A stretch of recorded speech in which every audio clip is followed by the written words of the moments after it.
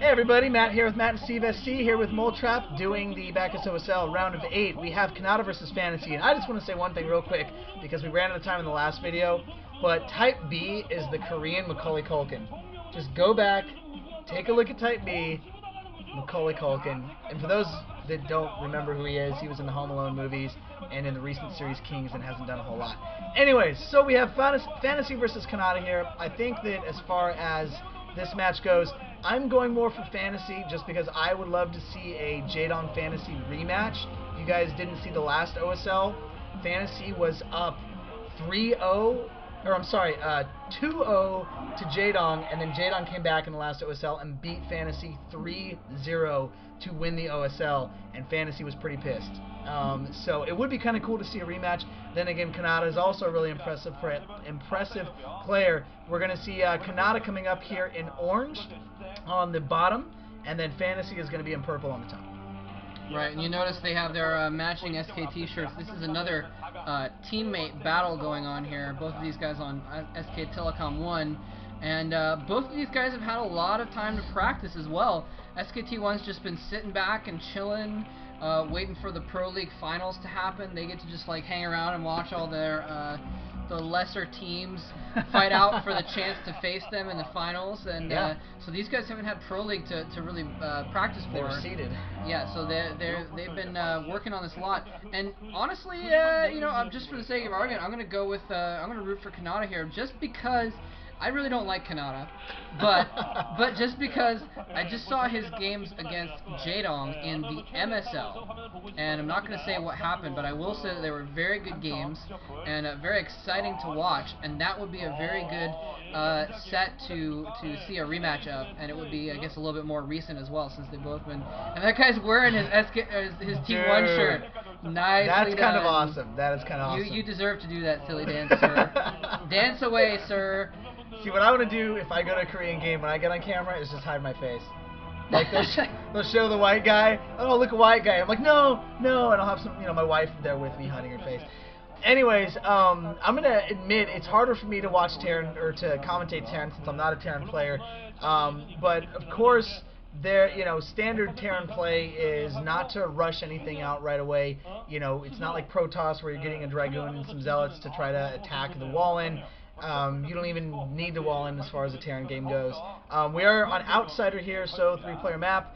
Outsider, of course, we're going to see dropships like we do in every Terran game. But with Outsider, because you kind of spread your bases out, dropship play is especially effective when it comes to the perimeter bases and everything around there. Now, am I misinformed here? Are we seeing a mirror build so far? Looks to be pretty much the same build so far. Right. Yeah, I was actually thinking about it the other day that Terran versus Terran is the matchup I kind of know the least about, just because there's so many more options. You know, in ZVZ it's pretty straightforward as far as your options. For PvP mirror matchup, there's more variation, but there's still kind of a few early strats you can do.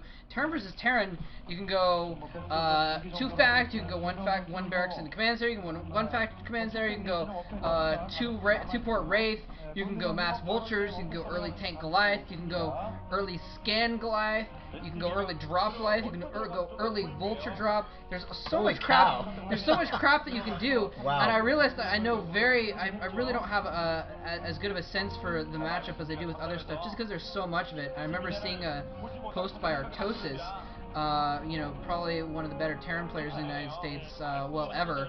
In a forum where he was talking about those different things and how they fared against each other. It's pretty ridiculous. So anyway, there's a lot of different things that can happen in this matchup, and so it's easier that they're doing mirror builds because then we don't have to concentrate on whose build is do better. But there we go, Fantasy going for a starport now, so we're gonna start to see some variation. Going for a starport, man. Fantasy certainly varying his build. No, obviously starport is important, although we're not going to see one up quite yet for Canata. Fantasy, of course, famous for dropship vultures and all that good stuff. I wouldn't doubt if we were to see something like that here on this map, as this is a smaller map and it is, again, easier to harass the other opponent there.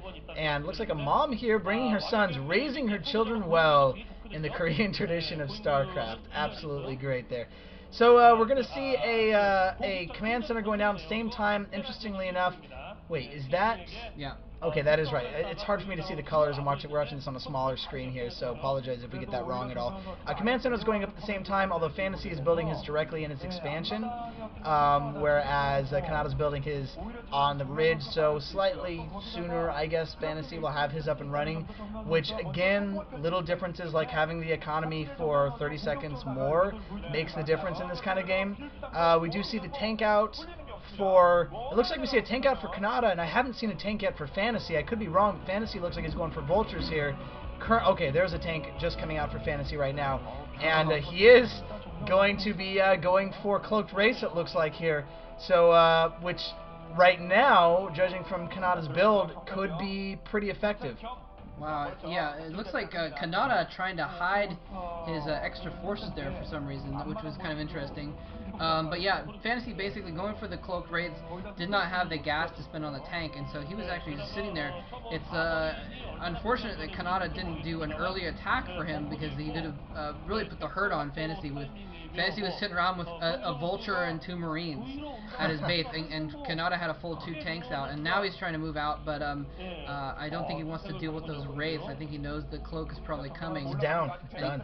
Okay, yeah, so he can't really attack, and there he's missed his opportunity, because now Fantasy's been able to get some tanks out as well, and he's gonna try and keep that barracks alive, moving his Marines over to fight off the Wraith. But anyway, so kind of an interesting opening. So far, another player being too aggressive. Yeah, I was expecting drops from Fantasy just because well, that's kind of what he does. But then once you see that blinking control tower, you know what's up. And really, okay, never mind. He has an armory, so I was gonna say I don't know if Kanata has anything to deal with that at the moment.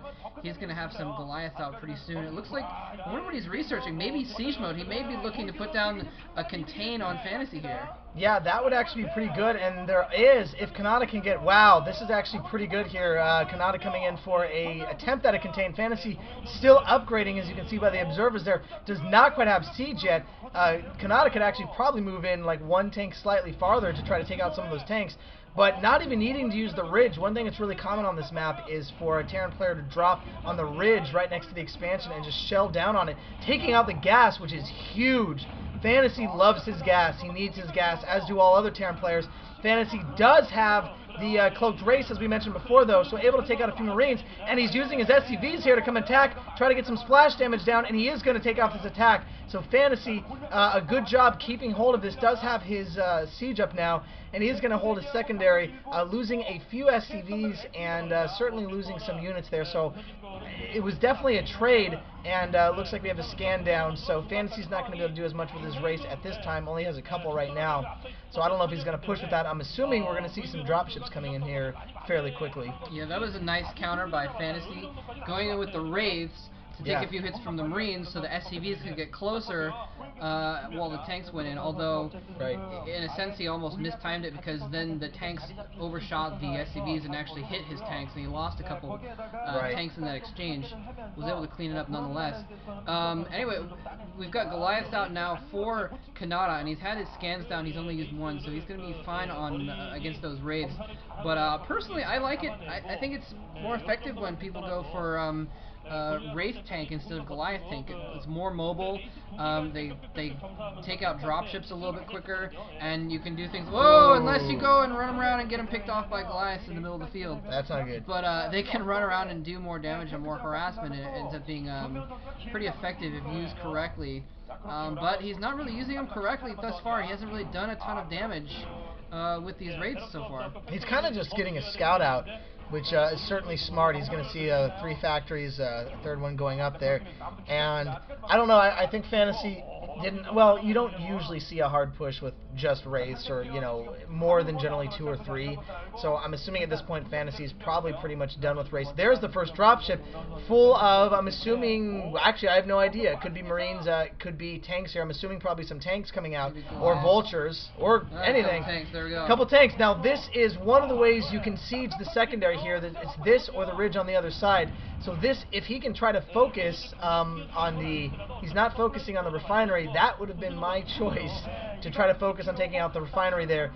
It looks like a nice, or there's going to be a counter take by Canata, and Canata is going to be able to clean this up, although Fantasy has a siege position up there as well. So there we go, finally taking out the refinery, and a counter drop coming from Canata, but the refinery goes down. So both players trading refineries, although at different intervals of the game, which could be kind of even itself up as far as that goes. I don't see either player currently with a huge advantage. It looks like I'm thinking 3 factories for Fantasy right now, and 2, well, that's all we could really see right there. Or it might be 3 for Canata, because Canata, excuse me, seems to be pumping more units out on the field. But right now, Fantasy's still using the Wraiths just to be annoying, and Supply Depot going up right next to tanks. That's kind of a micro error by Canata. Canata trying to build another refinery that is also going to go down, unless he, of course, cancels that. And a counter drop trying to come over here, and counter drop is going to be successful with just Goliath getting